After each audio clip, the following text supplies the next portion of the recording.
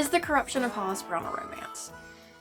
It's probably going to depend on who's reading it and how they read it. I've had good experiences with Kate Ancrum before. I've liked most of her work and already knew I was going to read The Corruption of Hollis Brown when it was announced. Like, I don't know if I've pre-ordered something that quickly in a long time. But I didn't think about it as a book I might potentially vlog until I started seeing some conversations on different reviewing platforms about the book. Of course, I now can no longer find the review in question, the one that kind of led me down this rabbit hole into this question of whether Hollis Brown is a romance or not. But I remember several months ago, before the book came out, seeing Kate Ancrum in conversation with a reviewer regarding the reviewer's thoughts on the marketing of the book. The Corruption of Hollis Brown is being kind of pitched as a romance thriller, which I don't know. I don't know if that's going to be accurate. I think that's more in line with Icarus, and maybe they're drawing on what worked for that book with marketing this one. The reviewer was commenting on how the marketing felt a little misguided, perhaps, and Ancrum, in a very respectful way, was commenting and asking, hey, can I use your feedback to talk to marketing about how they're going about pitching this book? And it was a really nice dialogue between an author and a reviewer that you don't often see in reviewer spaces. So for the last several months, I've had the question of how is this book being marketed on my mind as I waited for The Corruption of Hollis Brown to come in.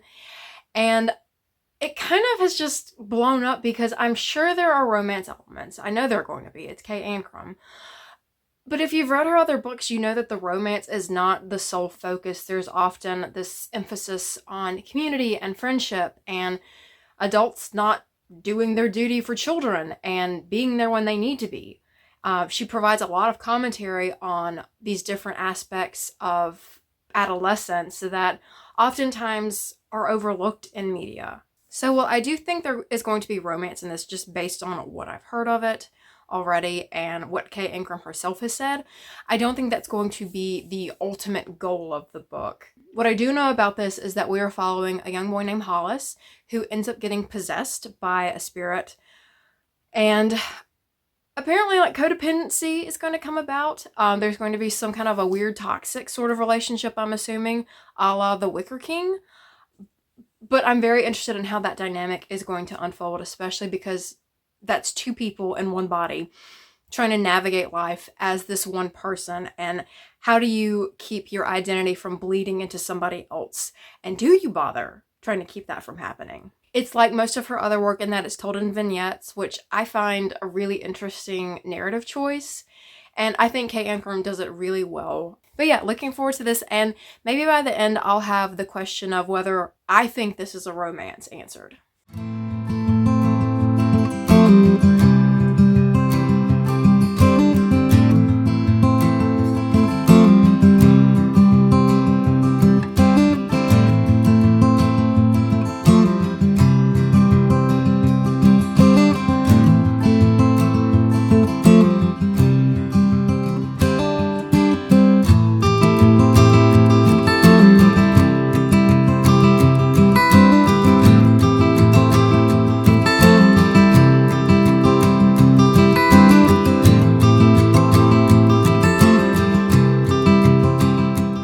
So I didn't anticipate reading as much as I did last night and this morning before work, but somehow I found myself halfway into The Corruption of Hollis Brown.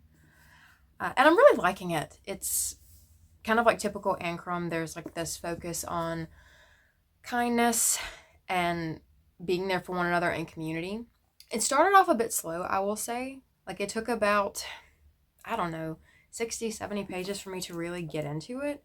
I will say I didn't really start picking up speed with reading until we're introduced to Wallace. But just for a bit of context with this, The Corruption of Hollis Brown is set in a rural Midwestern town, I believe, and it's following Hollis, who he's kind of a dick. He's not a great person. He's not particularly popular, but he's also not made fun of really at school. He kind of just exists in this in-between place and kind of gets by on the fringes thanks to his friendships with Yulia and Annie. I wouldn't say he's not nice, and he even says that he's not really nice, but he does have moments where he is like deep down kind. And to me, kindness is more important than niceness, so I do like that. One thing that really interests me so far in what we've read is that early in the book, I believe it's on page 30 something. Let's see. Yeah, on 37, he says, I can't even begin to imagine what that feels like. And he's talking about the sense of being wanted. He says, I'm still focused on wanting to be seen. And so far throughout the book, that has been a big aspect of his character that I've picked up on, is that he kind of exists. He's not really seen. Even his friends and family don't always seem to see him and see what he's going through and what he's feeling. We have some conversations between him and Yulia regarding depression and suicidal thoughts. So she is aware of what's going on in that aspect. But there are other things that he's dealing with and trying to work through that I think it's kind of commenting on the fact that he does feel alone despite having these two friends that he loves and a mother who he also cares for greatly. Early on during his possession, after, is it Wallace or Walt? What is his name? Am I calling him the wrong name again?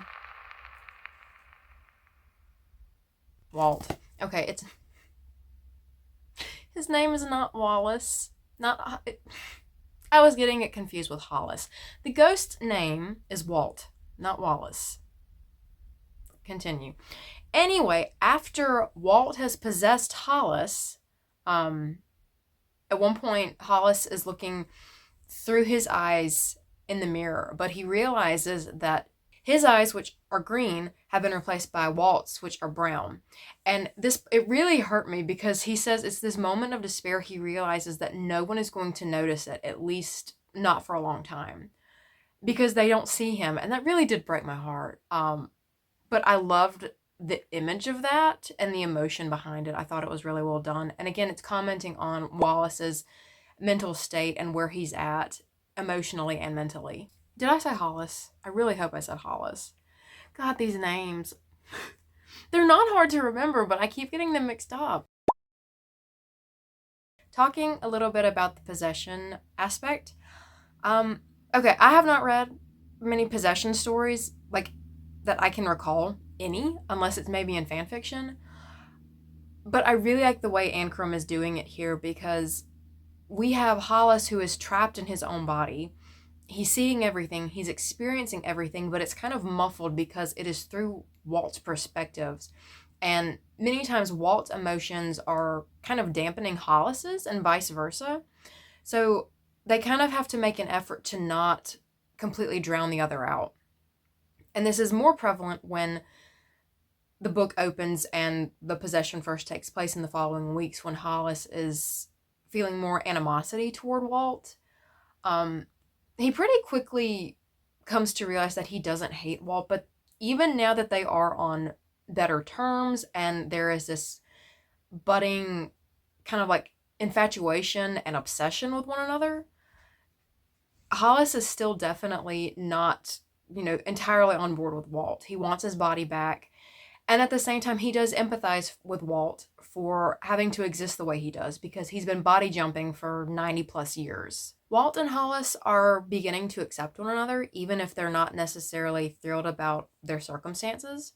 Thinking about possession and navigating two beings in one body got me thinking about embodiment in general and what it means to be in a body that refuses to do what you want it to. So is bringing up questions of disability and how we go about navigating that aspect of life. Because we have Hollis who is bound in his body and can't control what it's doing. And then you have Walt who is able to work and navigate this body, but is a stranger to it. And so he's having to kind of acclimate to Hollis, and not only to his life and what is expected of Hollis as a body, but the way that Hollis himself navigates the world. And that's a really interesting point, is because Hollis and Walt both carry Hollis's body differently. Hollis is described as kind of like hunching over a lot. He tries to make himself smaller even as he wants to be seen, whereas Walt carries Hollis with much more confidence and is adamant on kind of like revamping Hollis's style to bring about attention and to show him in the best light possible. And we don't know if it's entirely for Walt's benefit, if it's for Hollis's benefit, but I'm curious to see how that continues to play out. Their relationship is something. I like the fact that, again, it is not all sunshine and rainbows. It's actually kind of problematic, because what do you do when you have somebody who is inhabiting your body, who pretty much forced themselves onto you, and who now has control of how much control you have over your own body? I really like the fact that from the get-go, they're very snappy with each other. And it's only now that they've gotten to know one another and to see each other's weaknesses that they are showing softness and kindness. The last thing that I did want to kind of talk about, just to help get my thoughts in order, is the setting, because we are in this very rural, dying or dead town that used to be dependent on economy. And now everyone is pretty much on the poverty line or below it here. They're having to go out of town, maybe even out of state for work. And they're often not being able to spend time with their families. This is why Hollis's dad is not in the book much, is because he works off and only comes home on the weekends.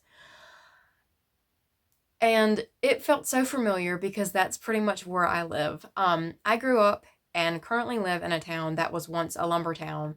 And even from the time I was a child, it was pretty much populated by older people. There aren't many new people coming in. It doesn't really have much going for it. You have to go 1, 2, 3 towns over to get groceries or go to school. And the descriptions of where Hollis lives really rings true to me, and it feels visceral in that I can imagine this place, even if we're not always getting the most detail about what's going on.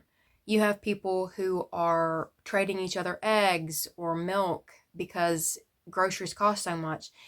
They're giving each other vegetables, and there's this kind of sense of not bartering, but you share what you have with those who need it, knowing that they will share with you in return. I also did want to mention that the neighboring town to where Hollis lives, Rosetown, is this kind of like hotbed of supernatural weird things. People have gotten hurt there before.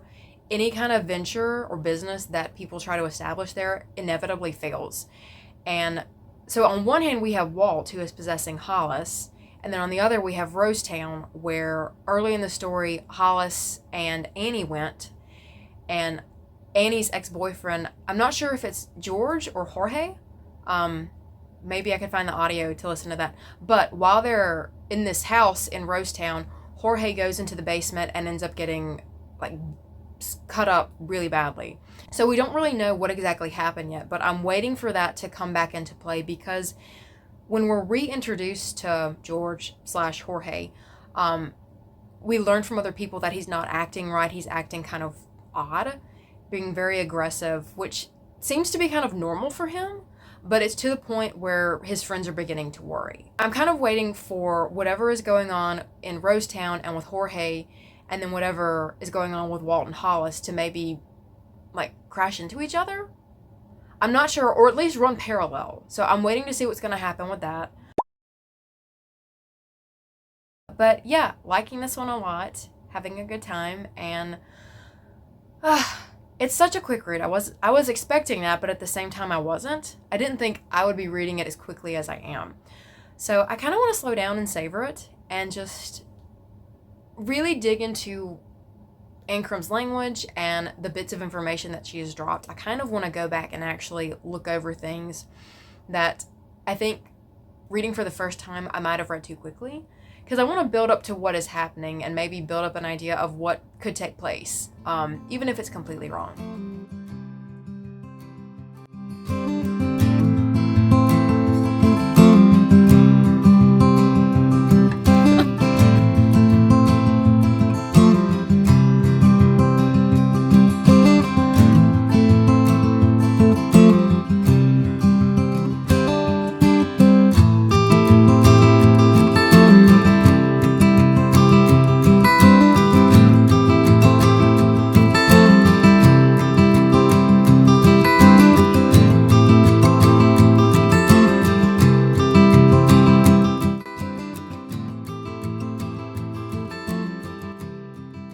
I finished.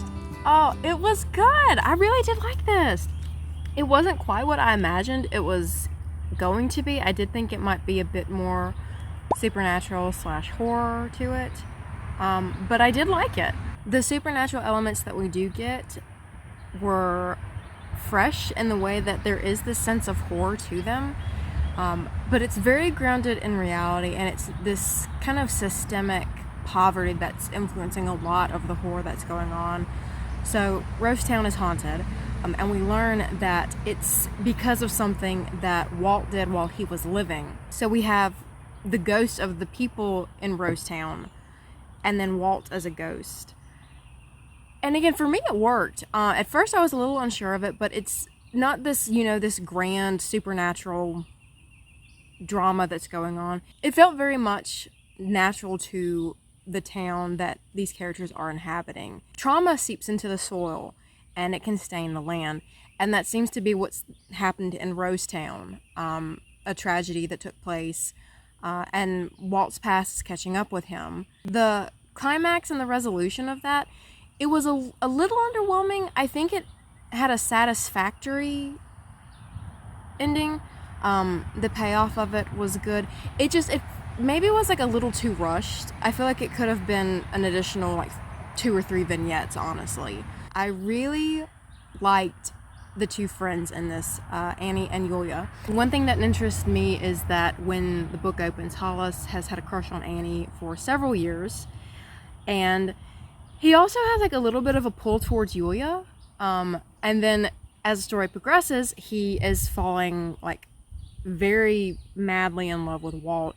So I really did like the sense that you can love multiple people in multiple ways and you're not shortchanging anyone. But looking at his relationship with Annie, the way that it kind of, like the romantic aspect that we get, it kind of peters out in this really like subdued way that it could have been more dramatic, maybe, but it also felt realistic in the sense that a lot of times crushes do just fade over time. It's no one's fault. It just happens with circumstance and people changing and growing older.